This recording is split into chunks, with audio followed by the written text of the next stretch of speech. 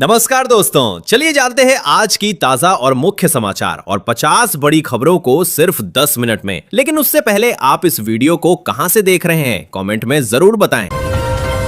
दोस्तों, किसानों के लिए एक बड़ी खुशखबरी सामने आई है। केंद्र सरकार की प्रधानमंत्री किसान सम्मान निधि योजना के तहत अब 22वीं किस्त जारी होने वाली है। जानकारी के मुताबिक प्रधानमंत्री नरेंद्र मोदी 13 मार्च को इस किस्त को सीधे किसानों के बैंक खातों में ट्रांसफर करेंगे। बताया जा रहा है कि इस बार देश के करीब 9 करोड़ 32 लाख किसानों को इसका फायदा मिलेगा। सरकार की तरफ से लगभग 19,000 करोड़ रुपए की राशि डीबीटी के जरिए किसानों के खातों में भेजी जाएगी, जिससे किसानों को आर्थिक मदद मिलेगी। उत्तर प्रदेश से एक अहम खबर सामने आ रही है। आने वाले दिनों में राज्य में बिजली की मांग तेजी से बढ़ सकती है। अनुमान लगाया जा रहा है कि मार्च महीने में बिजली की डिमांड करीब 22,000 मेगावाट तक पहुंच सकती है। ऐसे में पावर कॉर्पोरेशन और बिजली कंपनियों पर दबाव बढ़ने की संभावना है। दरअसल पिछले 3 सालों में राज्य और देश दोनों जगह बिजली की खपत लगातार बढ़ती जा रही है। इसलिए अब बिजली विभाग के सामने सबसे बड़ी चुनौती यही है कि बढ़ती मांग के बीच लोगों को बिना किसी बड़ी कटौती के लगातार बिजली सप्लाई कैसे दी जाए। पूर्ति सामान्य रूप से जारी रहेगी। एक अहम खबर खेती और किसानों से जुड़ी सामने आई है। पश्चिम एशिया में चल रहे संघर्ष के बावजूद भारत की खेती पर इसका बड़ा असर पड़ने की संभावना कम बताई जा रही है। दरअसल सरकार ने उर्वरक यानी खाद बनाने वाले संयंत्रों को प्राकृतिक गैस सप्लाई में प्राथमिकता दी है। फैसले के मुताबिक इन संयंत्रों को उनकी औसत जरूरत का कम से कम 70% गैस मिलती रहेगी। सरकार का कहना है कि इससे देश में खाद का उत्पादन प्रभावित नहीं होगा और किसानों को खाद की कमी का सामना नहीं करना पड़ेगा। यानी मौजूदा हालात में भी खेती के लिए जरूरी सप्लाई बनाए रखने की तैयारी की गई है। पॉलिटेक्निक छात्रों के लिए एक अहम अपडेट सामने आई है। प्राविधिक शिक्षा परिषद ने शैक्षिक सत्र 2025 से 26 के लिए नामांकन का आखिरी मौका दिया है। जानकारी के मुताबिक 11 और 12 मार्च को BTEUP का पोर्टल एक बार फिर खोला जाएगा, ताकि जिन छात्रों का एडमिशन काउंसलिंग के बाद हुआ है उनका नामांकन पूरा किया जा सके। इसके साथ ही कॉलेजों के प्रधानाचार्यों को भी जरूरी निर्देश जारी किए गए हैं कि तय समय के अंदर सभी छात्रों का नामांकन प्रक्रिया पूरी कर ली जाए। यह मौका उन छात्रों के लिए आखिरी माना जा रहा है जिनका नामांकन अभी तक पूरा नहीं हो पाया है। उत्तर प्रदेश में भ्रष्टाचार के खिलाफ सरकार का सख्त एक्शन देखने को मिला है। राज्य सरकार ने अमेठी और हरदोई के समाज कल्याण विभाग के 2 अधिकारियों को नौकरी से बर्खास्त कर दिया है। इन पर वित्तीय गड़बड़ी और भ्रष्टाचार के गंभीर आरोप लगे थे। जानकारी के अनुसार अमेठी के एक अधिकारी पर आरोप है कि उन्होंने प्रधान लिपिक से जबरन अपनी पत्नी के खाते में करीब 40,000 रुपए ट्रांसफर कराए थे। मामले की जांच के बाद सरकार ने कड़ी कार्रवाई करते हुए दोनों अधिकारियों को पद से हटा दिया है।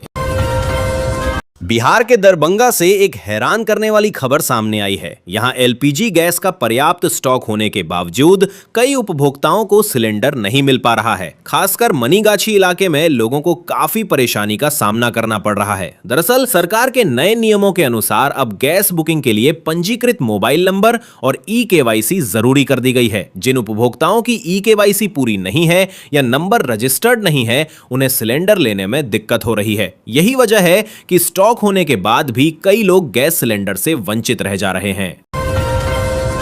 पश्चिम बंगाल में राष्ट्रपति द्रौपदी मुर्मू के दौरों को लेकर एक बार फिर चर्चा तेज हो गई है। उत्तर बंगाल में संताल संगठन के एक कार्यक्रम के दौरान उनकी कुछ टिप्पणियों पर विवाद खड़ा हो गया। इसी के साथ जंगल महल इलाके में करीब 1 दशक पहले की घटनाएं भी फिर याद की जा रही हैं। बताया जा रहा है कि उस समय उनके दौरे के दौरान हेलीकॉप्टर लैंडिंग और कार्यक्रम के वेन्यू बदलने जैसे मुद्दों को लेकर भी विवाद हुआ था। अब नए विवाद के बाद बंगाल में उनके पुराने दौरों की चर्चाएं फिर से सामने आने लगी हैं।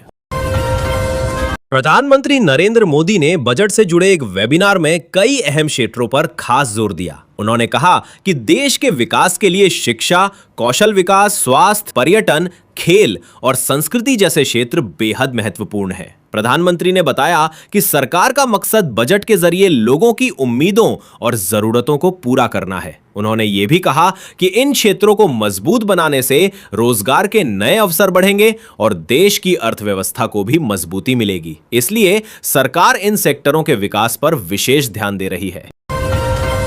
दुनिया में बढ़ते भू राजनीतिक तनाव का असर अब कच्चे तेल की कीमतों पर भी दिखाई देने लगा है। खबर है कि अंतर्राष्ट्रीय बाजार में कच्चे तेल के दाम $100 प्रति बैरल के पार जा सकते हैं। अगर ऐसा होता है तो इसका सीधा असर भारत की महंगाई पर पड़ सकता है। दरअसल भारत अपनी जरूरत का बड़ा हिस्सा तेल विदेशों से आयात करता है। ऐसे में कीमतें बढ़ने से पेट्रोल डीजल महंगे हो सकते हैं और इसका असर आम लोगों की जेब पर भी पड़ सकता है। इसलिए विशेषज्ञ मान रहे हैं कि आने वाले समय में महंगाई का दबाव बढ़ सकता है। स्कूल की किताब को लेकर एक बार फिर बड़ा विवाद सामने आया है। National council of educational research and training यानी NCERT ने 8वीं कक्षा की किताब में न्यायपालिका में भ्रष्टाचार से जुड़े अध्याय को लेकर दोबारा सार्वजनिक माफी मांगी है। इस मामले में सुप्रीम कोर्ट ऑफ इंडिया ने भी सख्त रुख अपनाया था और नाराजगी जाहिर की थी। विवाद बढ़ने के बाद NCERT ने कहा कि इस मुद्दे पर हुई गलती के लिए खेद है और आगे से ऐसी बातों का खास ध्यान रखा जाएगा। फिलहाल इस मामले को लेकर शिक्षा जगत में चर्चा जारी है। केंद्र सरकार की कैबिनेट बैठक में कई बड़े फैसले लिए गए हैं। प्रधानमंत्री नरेंद्र मोदी की अध्यक्षता में हुई इस बैठक में करीब 8.8 लाख करोड़ रुपए से जुड़े 6 अहम प्रस्तावों को मंजूरी दी गई। इनमें जल जीवन मिशन 2.0 को आगे बढ़ाने का फैसला भी शामिल है, जिससे देश में हर घर तक साफ पानी पहुंचाने की योजना को मजबूती मिलेगी। इसके अलावा मदुरै एयरपोर्ट को अंतर्राष्ट्रीय दर्जा देने और पश्चिम बंगाल में नई रेलवे लाइनों के निर्माण को भी मंजूरी दी गई है। सरकार का कहना है कि इन फैसलों से देश में कनेक्टिविटी और विकास को नई रफ्तार मिलेगी। किसानों के लिए एक अच्छी खबर सामने आई है। ओडिशा के कटक जिले में करीब 15 साल से बंद पड़ी बड़ंबा सहकारी चीनी मिल को अब फिर से शुरू करने की तैयारी हो रही है। इस मिल को दोबारा चालू करने के लिए इंडियन पोटैश लिमिटेड करीब 360 करोड़ रुपए का निवेश करने जा रही है। मिल के शुरू होने से आसपास के करीब 10,000 किसानों को सीधा फायदा मिलने की उम्मीद है। किसानों को अपनी गन्ने की फसल बेचने के लिए बेहतर बाजार मिलेगा और इलाके में रोजगार के नए अवसर भी पैदा हो सकते हैं। सरकार का मानना है कि इससे स्थानीय अर्थव्यवस्था को भी मजबूती मिलेगी।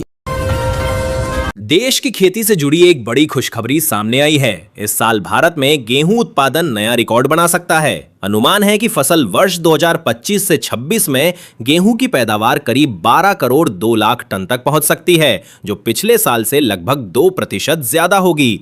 Ministry of agriculture and farmers welfare के दूसरे अग्रिम अनुमान के मुताबिक रबी फसलों का कुल उत्पादन भी बढ़कर करीब 17.45 करोड़ टन हो सकता है। वहीं दलहन, मक्का और चावल की पैदावार में भी बढ़ोतरी की उम्मीद जताई गई है, जिससे देश में खाद्यान्न की स्थिति और मजबूत हो सकती है।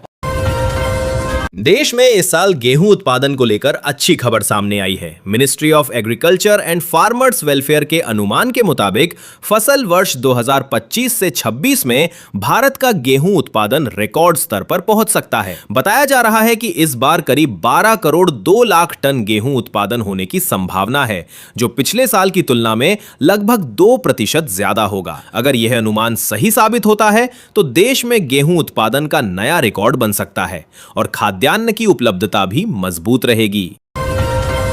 क्रिप्टो करेंसी बाजार में एक बार फिर तेजी देखने को मिल रही है। दुनिया की सबसे बड़ी क्रिप्टो करेंसी बिटकॉइन की कीमत बढ़कर करीब $70,000 के आसपास पहुंच गई है। हाल ही में यह करीब $67,000 पर थी, लेकिन अब बाजार में तेजी का माहौल बनता दिखाई दे रहा है। इसके साथ ही कुछ प्राइवेसी कॉइन्स में भी निवेशकों की दिलचस्पी बढ़ रही है। विशेषज्ञों का मानना है कि बाजार में बढ़ती मांग और सकारात्मक माहौल के कारण क्रिप्टो करेंसी में यह उछाल देखने को मिल रहा है।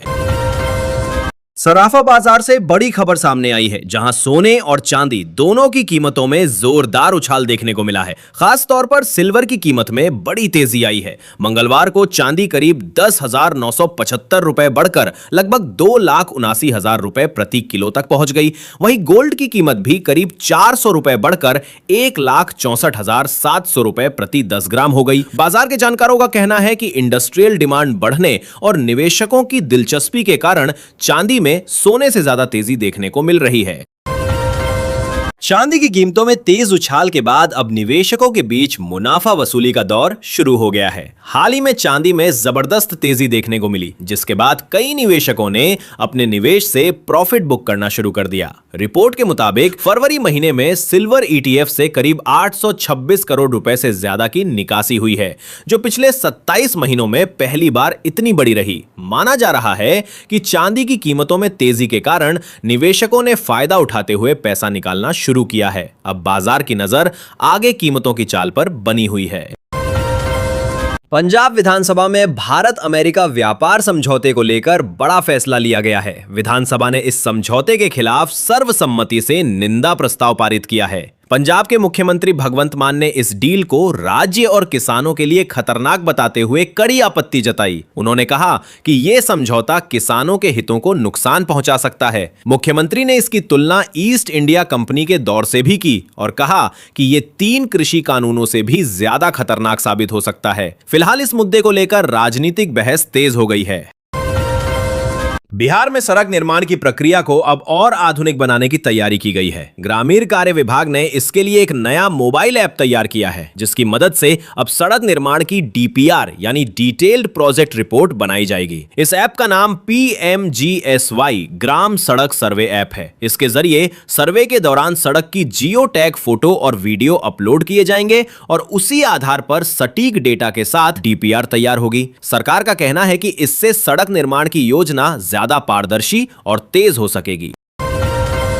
कच्चे तेल की कीमतों को लेकर बड़ी खबर सामने आई है। पश्चिम एशिया में तनाव के बावजूद अंतर्राष्ट्रीय बाजार में कच्चे तेल के दाम अचानक गिर गए हैं। हाल ही में कीमत करीब $118 प्रति बैरल से घटकर लगभग $88 प्रति बैरल तक आ गई है। इसका असर भारत पर भी पड़ा है और फिलहाल पेट्रोल डीजल की कीमतों में बढ़ोतरी टल गई है। Ministry of petroleum and natural gas के मुताबिक सरकार लगातार स्थिति पर नजर बनाए हुए है और ओपेक सहित कई देशों के साथ संपर्क में है, ताकि तेल की सप्लाई और कीमतों को संतुलित रखा जा सके। पश्चिम बंगाल की राजनीति में बयानबाजी तेज हो गई है। हरियाणा के मुख्यमंत्री नायब सिंह सैनी ने बंगाल में एक कार्यक्रम के दौरान राज्य सरकार पर निशाना साधा। उन्होंने कहा कि विकास के लिए डबल इंजन की सरकार जरूरी होती है। सैनी ने लोगों को समझाते हुए बताया कि जब केंद्र और राज्य में एक ही पार्टी की सरकार होती है तो विकास योजनाओं को तेजी से लागू किया जा सकता है। इस दौरान उन्होंने अप्रत्यक्ष रूप से बंगाल की मुख्यमंत्री ममता बनर्जी की सरकार की भी आलोचना की और डबल इंजन मॉडल को बेहतर बताया। उत्तराखंड विधानसभा के बजट सत्र में उस समय हंगामा देखने को मिला जब विपक्ष ने सरकार के खिलाफ जोरदार विरोध जताया। इंडियन नेशनल कांग्रेस के विधायकों ने आरोप लगाया कि उनकी आवाज दबाई जा रही है और नियम 58 के तहत उनके कम प्रस्ताव स्वीकार किए जा रहे हैं। इसी मुद्दे को लेकर सदन में जोरदार नारेबाजी और हंगामा हुआ। हालात ऐसे बने कि कार्यवाही को बार बार रोकना पड़ा और करीब 1.5 घंटे तक सदन की कार्यवाही बाधित रही। बताया जा रहा है कि इस दौरान सदन को कुल 5 बार स्थगित करना पड़ा। आलू किसानों के लिए राहत भरी खबर सामने आई है। सरकार ने संकेत दिए हैं कि किसानों की फसल को सड़क पर फेंकने की नौबत नहीं आने दी जाएगी। राज्य मंत्री दिनेश प्रताप सिंह ने बताया कि प्रदेश सरकार आलू की खरीद करने की तैयारी कर रही है ताकि किसानों को उचित कीमत मिल सके। इसके लिए केंद्र सरकार से करीब 100 करोड़ रुपए की मांग भी की गई है, जो मार्केट इंटरवेंशन स्कीम के तहत इस्तेमाल होंगे। माना जा रहा है कि इस कदम से आलू की कीमतों को स्थिर रखने और किसानों को नुकसान से बचाने में मदद मिलेगी। झारखंड में स्वास्थ्य विभाग से जुड़ी एक अहम अपडेट सामने आई है। राज्य में नेशनल हेल्थ मिशन के तहत हॉस्पिटल मैनेजर के 201 पदों पर दोबारा ऑनलाइन आवेदन प्रक्रिया शुरू कर दी गई है। इच्छुक उम्मीदवार 10 मार्च से 30 मार्च तक आवेदन कर सकते हैं। इसके साथ ही राज्य में 181 स्पेशलिस्ट मेडिकल ऑफिसर के पदों पर भी नियुक्ति की जाएगी, जो टेंडर प्रक्रिया के माध्यम से होगी। सरकार का कहना है कि इन भर्तियों से स्वास्थ्य सेवाओं को और बेहतर बनाने में मदद मिलेगी।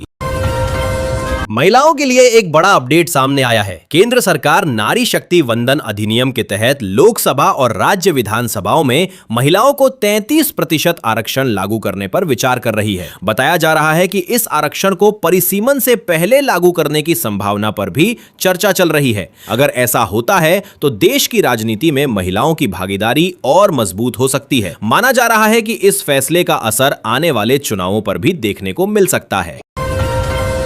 उत्तर प्रदेश से आवास योजना को लेकर एक बड़ा फैसला सामने आया है। राज्य कैबिनेट ने प्रधानमंत्री आवास योजना अर्बन 2.0 के तहत नई नीति को मंजूरी दे दी है। इस फैसले के बाद अब शहरी क्षेत्रों में किफायती घरों का निर्माण किया जाएगा, जिनका न्यूनतम कारपेट एरिया करीब 30 वर्ग मीटर होगा। इन आवासों की कीमत लगभग 9 लाख रुपए तय की गई है, ताकि ज्यादा से ज्यादा लोगों को सस्ते घर मिल सकें। सरकार का कहना है कि इस योजना से शहरों में रहने वाले जरूरतमंद परिवारों को बड़ा फायदा मिलेगा।